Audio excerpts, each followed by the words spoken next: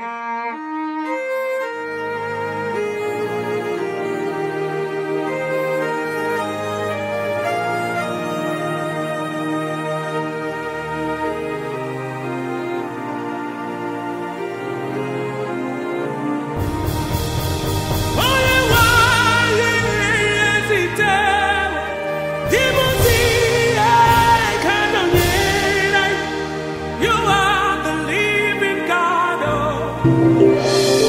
crainte de l'Éternel,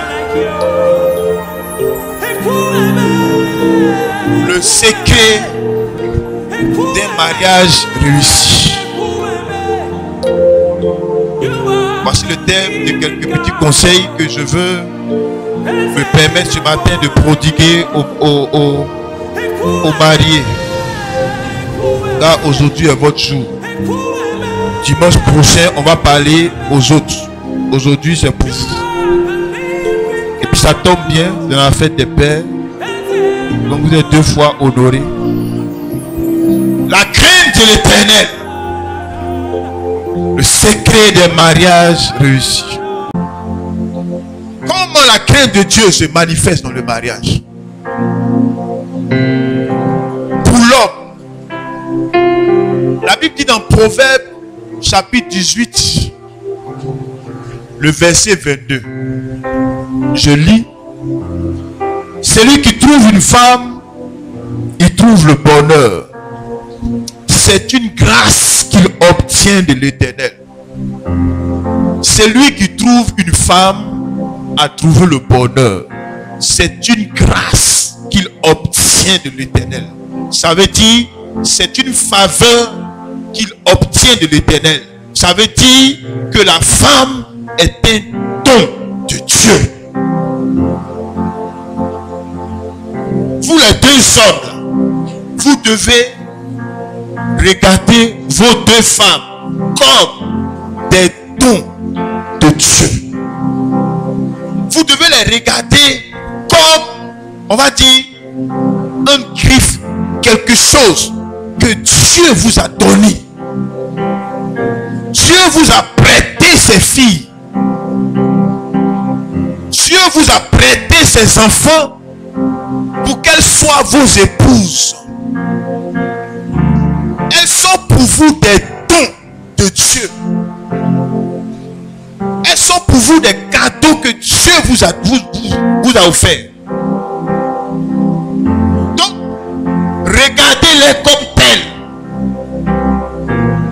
Et comme vous craignez Dieu, et comme vous respectez Dieu, quand vous allez les regarder comme des cadeaux que Dieu vous a donnés, comme des dons que Dieu vous a donnés, comme des personnes qui appartiennent à Dieu, qui vous ont été prêtées simplement. Quand vous les regarderez comme ça, il y a des choses que vous ne pourrez pas leur faire. Quand tu crains Dieu et que tu te rends compte que cette femme est un don de Dieu, c'est Dieu qui l'a mis à mes côtés. Il y a des choses que tu ne peux pas faire. Parce que tu te dis, si elle lui fait telle chose, je vais rendre compte à celui qui m'a prêté ça. Donc, la crainte de Dieu, le profond respect que tu développes dans ton cœur pour Dieu, par rapport à la femme qui est à côté de toi, fait que il y a des choses que tu ne peux pas faire. Parce que tu sais que tu vas rendre compte à celui qui t'a prêté la chose. Quand quelqu'un te prête sa voiture, il y a une façon dont tu t'occupes de ça, même quand tu roules. Parce que tu sais que si ça se passe mal, tu vas rendre compte à celui qui t'a prêté sa voiture. Oui ou non? Vrai ou faux? C'est la même chose. Voyez vos femmes comme des prêts que Dieu vous a fait. Voyez-les comme des dons que Dieu a mis à votre disposition. Et quand tu vois ta femme comme un don, comme un prêt, et que tu sais que tu vas rendre compte à celui qui t'a prêté, il y a des choses que tu ne peux pas faire. Quand tu crains Dieu, tu dis je crains Dieu, je ne peux pas faire ça. Parce que cette femme est un don de Dieu. C'est Dieu qui l'a envoyé auprès de moi. Je ne peux pas lui porter main. Je ne peux pas la laisser dans la faim pendant que moi je vis dehors. Je ne peux même pas lui être infidèle. Parce que si je lui suis infidèle, que son cœur est brisé, qu'est-ce que je vais dire à celui qui a envoyé cette femme-là à côté de moi? Je crains Dieu.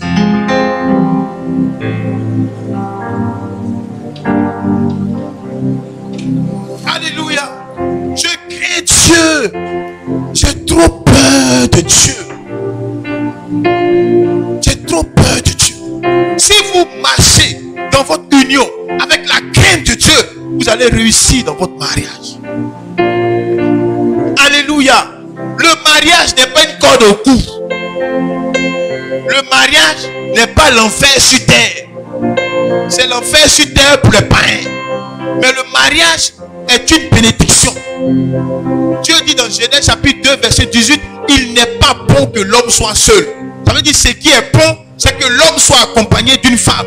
Donc le mariage est une bonne chose. Donc vous pouvez vivre dans le mariage en étant en paix pendant 50 ans de mariage. C'est possible. Mais pour arriver à là, la crainte de Dieu. Christian, ne regarde plus Esseb comme une femme que tu as pris à Yassab 2. Ne la regarde plus comme ça. Ne la vois plus avec les yeux naturels. Ne la vois plus avec tes yeux physiques. C'est une femme que tu as pris à Yassab, tu as demandé ta main. Non, ne la vois pas comme ça. Vois-la désormais comme un prêt que Dieu t'a fait. Et il faut marcher en étant conscient que tu vas rendre compte à Dieu pour la façon dont tu as traité cette femme, sa fille qu'il a mis à côté de toi. Donc chaque mot blessant que tu vas lui adresser, tu vas rendre compte à Dieu. Chaque injure, chaque coup de main, chaque coup de pied, chaque maltraitance dont tu te seras rendu coupable par rapport à ce don de Dieu, tu vas rendre compte à Dieu. Donc comme tu ne veux pas avoir problème avec quelqu'un, il y a une façon de te comporter avec ta femme. La crainte de Dieu, ça garantit le succès dans le mariage. La crainte de Dieu, ça garantit le succès dans le mariage. Alléluia. Développez cette crainte de Dieu là, les hommes. Développez cette crainte de Dieu. Développez ce profond respect pour Dieu et pour les choses de Dieu. Occupez-vous de vos femmes comme vous prenez soin des choses de Dieu. Parce que c'est la même chose. De la même façon que par la grâce de Dieu, je vous ai appris à respecter Dieu au point où vous n'acceptez même pas que quelqu'un traverse l'église même à un télo. Parce qu'ici c'est consacré à Dieu. La même façon dont vous prenez soin de ce cas de Dieu, dites-vous que vos épouses là sont même chose. C'est une chose en griffe de Dieu. C'est un don de Dieu pour lequel il va vous demander des comptes. C'est pourquoi la prophétie a dit tout à l'heure, car à celui qui serait infidèle, mon épée tranchera. Alléluia. La femme est un don de Dieu. Voyez-les avec ces yeux-là. Avec ces yeux-là. Voyez-les comme ça. Comme des dons, des prêts de Dieu. Si vous les voyez comme ça, vous allez réussir dans votre mariage. Alléluia. Quand tu crains Dieu et que tu marches dans cette mentalité, tu ne fais rien pour que celles qui sont auprès de toi se sentent mal. Au contraire, parce que tu es conscient que tu vas rendre compte à Dieu, tu fais en sorte d'être en règle avec Dieu vis-à-vis de ça. Sur ce point-là, tu fais en sorte d'être en règle avec Dieu. Tu prends soin d'elle. Tu la nourris, tu la blanchis. Tu es là pour elle. Tu l'honores. Elle passe avant tout le monde. Parce que tu ne fais pas une chair avec ton papa ou ta maman. Vous les deux hommes là. Vous ne faites pas une seule chair avec vos papas et vos mamans. Maman vous a mis au monde. Papa vous a mis au monde. C'est bien. Dieu les bénira. Mais à partir de l'instant où vous estimez que vous êtes devenus des hommes, que vous êtes devenus grands, Dieu a vu vos papas.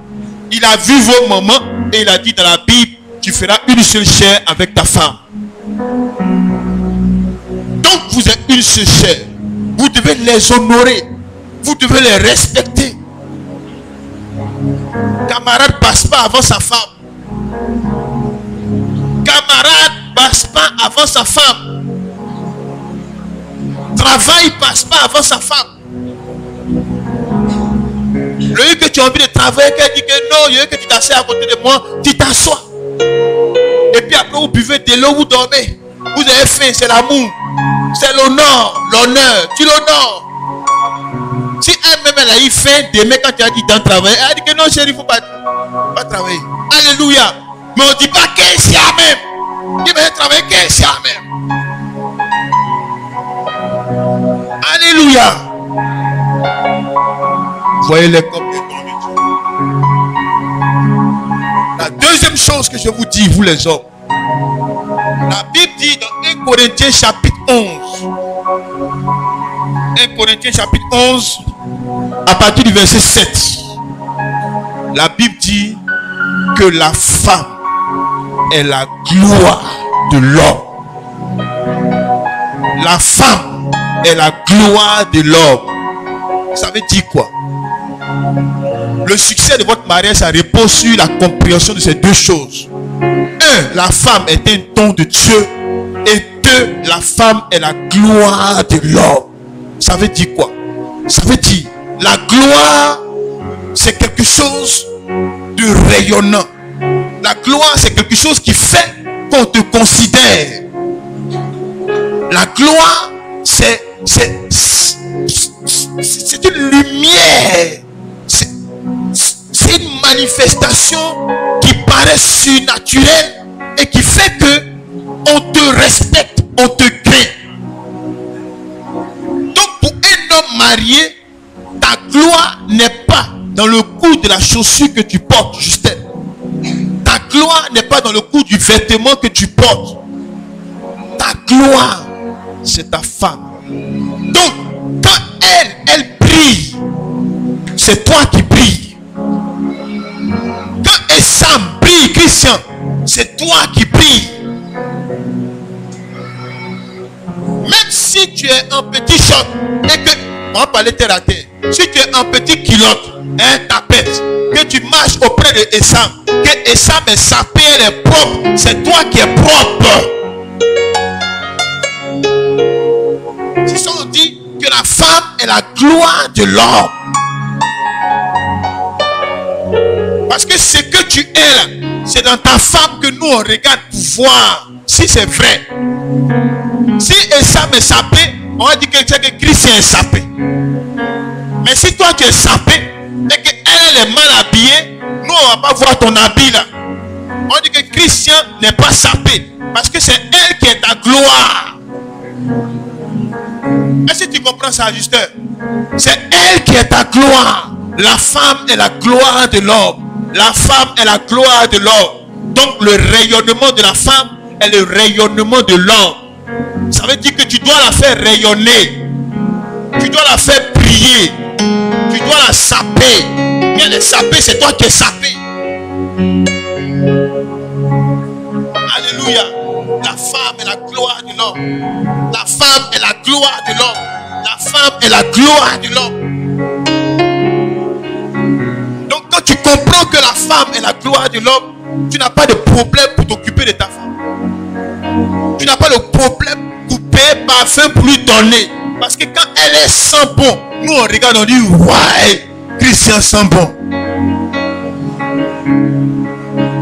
Mais si toi tu sens bon, que Essam ne sent pas bon, mon ami, nous quand on voit Essam là, on dit que Christian ne sent pas bon. Parce que ce que tu dois être là, c'est sur elle que ça doit être. La femme est la gloire de l'homme. Donc vous devez prendre soin de vos femmes. Vous devez les entretenir. Vous devez mettre l'argent à leur disposition pour qu'elles payent leur pommade, pour qu'elles aillent dans les salons de coiffure, se nettoyer le visage, se dégraisser, faire leurs pieds, leurs pédicures, manucures. Vous devez vous occuper d'elles avec joie, avec allégresse, parce que quand elle brille, c'est vous qui brillez. La femme est la gloire de l'homme. Alléluia. Alléluia. Deux choses. Est un cadeau de Dieu et est ta gloire. Elles sont vos gloires. Maintenant, le niveau de lumière que ta gloire là va avoir, ça dépend de toi. Ça dépend de vous. Quand ta femme est rayonnante, c'est toi qui rayonnes. Si ta femme est convertie, c'est toi qui es converti. Mon ami, si tu parles la langue ici que ta femme est une païenne, c'est que tu es païen. La femme est la gloire de l'homme. Nous, c'est la femme, nous on regarde pour voir si vraiment c'est vrai. Alléluia. Le secret d'un mariage réussi pour une femme réside dans la compréhension de ce seul verset. Car le mari est le chef de la femme, comme Christ est le chef de l'église. Une autorité est toute personne qui a un pouvoir de décision. C'est toute personne qui a un pouvoir de chef quelque part. Même la boutique qui est là. S'ils sont 5 dans la boutique, le patron là, il a une autorité. Et quand Dieu regarde dans la boutique là, c'est lui que Dieu voit comme l'autorité. Ma fille Félie, tu ne dois plus regarder Justin comme étant petit Justin. Tu dois le regarder désormais comme le oint de Dieu. Le chef que Dieu a mis sur ta tête. Donc parce qu'il est le chef, il porte l'onction de Dieu.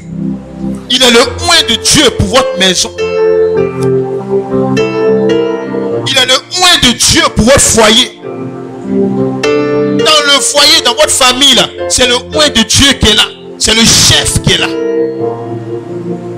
Pareil pour toi et ça. Tu ne dois plus regarder Christian comme Christian. Quel que soit les kilos déchirés qu'il porte devant toi, quel que soit son niveau, quel que soit quoi, quel que soit comment tu l'as vu hier, quel que soit quoi, tu ne dois plus le regarder avec cet œil de Christian, mais tu dois le voir désormais comme étant loin de Dieu, le chef de la famille. Donc celui qui porte l'onction de Dieu, c'est le oint de Dieu. C'est le oint de Dieu. Le oint de Dieu. Est-ce que tu comprends bien, ma fille? Le oint de Dieu. Quand on dit le oint de Dieu, ça veut dire Dieu est derrière lui. Et il a dit, il honore celui qui l'honore, mais il rejette celui qui le rejette. En méprisant celui que Dieu honore, en rejetant celui que Dieu a oint, celui que Dieu a mis comme chef, tu es en train de rejeter Jésus lui-même. Quand tu manques de respect à ton mari, tu es en train de manquer de respect à Dieu lui-même. Parce que ton mari porte l'onction dans la maison. C'est lui qui est le chef, c'est lui qui est le représentant de Dieu, c'est lui que Dieu a établi comme chef. Donc si tu le rejettes, si tu lui manques de respect, si tu l'insultes, si tu le dénigres, si tu lui fais du mal, il ressentira ça dans son cœur et tu auras affaire à Dieu. De la même façon que eux, ils auront affaire à Dieu. S'ils ne vous traitent pas comme des dons de Dieu, vous aurez affaire à Dieu. Si vous les méprisez et si vous bafouez leur autorité, parce qu'ils portent l'onction de Dieu, ils sont des oints de Dieu. Quand tout le monde voyait Saül comme le roi rétrograde, quand tout le monde voyait Saül comme un roi qui a péché, un roi que Dieu a rejeté, David voyait Saül comme le oint de Dieu. Et il dit, lui, sa main ne peut pas toucher un oint de Dieu. La façon dont David voyait Saül l'a aidé à être différent des autres. Ça l'a aidé à ne pas marcher dans la rébellion. Et c'est lui que Dieu a pris, c'est lui que Dieu a honoré après comme roi. Donc voyez-les comme les oints de Dieu. Ce sont vos chefs. Quand on ne veut pas avoir chef là, on ne se marie pas. indépendant, on ne se marie pas. On ne peut pas se marier et puis vouloir être indépendant. Quand tu décides de te marier une femme, c'est-à-dire que tu as décidé d'avoir quelqu'un sur ta tête qui est ton chef. C'est le chef. Fais-lui. C'est ton chef. C'est lui que tu as choisi. C'est ton chef. Il n'y a pas à faire de dire non, oui, mais c'est que, mais est-ce que, il n'y a pas de ça. C'est le chef. C'est à force d'interpréter les versets bibliques là que le monde est rentré dans l'église. La Bible dit il est ton chef comme Christ est le chef de l'église. Nous on est ici là.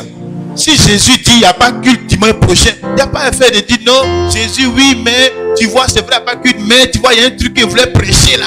Il y a un remarque qu'il voulait. Il n'y a pas ça. Quand Jésus dit il n'y a pas culte, on dit Amen. Alléluia. Parce que vous voyez la relation entre l'église et Christ. C'est comme ça que vous devez être vos maris. Ici là, quand Jésus a parlé, nous tous on dit Amen. Si l'esprit me dit tout de suite, c'est la fin de la prédication, n'ajoute pas un mot, je dis Amen, je dépose la Bible, je dépose mon micro. C'est comme ça que vous devez vous soumettre à vos maris. Ne soyez pas trop intelligents dans les foyers. Les foyers de maintenant, les femmes sont trop intelligentes. Vous, soyez bêtes. Soyez bêtes. C'est le thème. Soyez bêtes. Si ton mari dit, il prend une décision, sois bête. Suis-le. C'est lui que Dieu a établi. S'il se trompe, Dieu va lui demander des comptes. Mais ce n'est pas à vous d'être plus intelligente que vos maris. Alléluia. Parce que Dieu ne reconnaît pas votre autorité dans la maison. Peut-être que si vous êtes ailleurs, dans autre chose que vous travaillez, vous êtes chef là-bas. Mais dans la relation de foyer, c'est eux que Dieu a établi. C'est leur autorité que Dieu regarde. Donc vous, soumettez-vous à leur autorité. Alléluia. Si vous marchez dans cette conscience de ce qui sont les chefs et de ce qui portent l'onction de Dieu, et que si vous vous comportez en conséquence de ce que vous croyez là, vos foyers seront bénis. Vous allez durer dans le foyer là. Vous allez vieillir ensemble. Des vieux au village qui ne connaissent même pas le Seigneur, il faut 40 ans, 50 ans de mariage. Mais comment nous autres chrétiens qui avons la sagesse de Dieu, on n'arrive pas à le faire? Dans les églises, on divorce, on se remarie, il y a des guerres dans les foyers. Pourquoi? Parce que simplement, on ne veut pas écouter ce que Dieu dit dans la Bible que j'ai en train de vous dire. Écoutez ça et vivez en conséquence. Alléluia. Et Dieu prendra son temps. Maintenant, pour terminer, il peut arriver que le don que Dieu t'a donné, Christian, se comporte comme un don de Satan. Ça peut arriver. Fais-le. Il peut arriver que le chef que Dieu t'a donné se comporte comme un oint de Satan. Au lieu de se comporter comme un oint de Dieu. Qu'est-ce qu'il faut faire? Qu'est-ce qu'il faut faire? C'est ça la question. Oui, la femme est un don de Dieu. Mais des fois, la femme se comporte dans la maison comme un don de Satan. Oui, le mari est un chef, est un oint de Dieu. Mais il se comporte quelquefois dans la maison. Il y a des fois où les maris se comportent comme des oints de Satan. On fait quoi?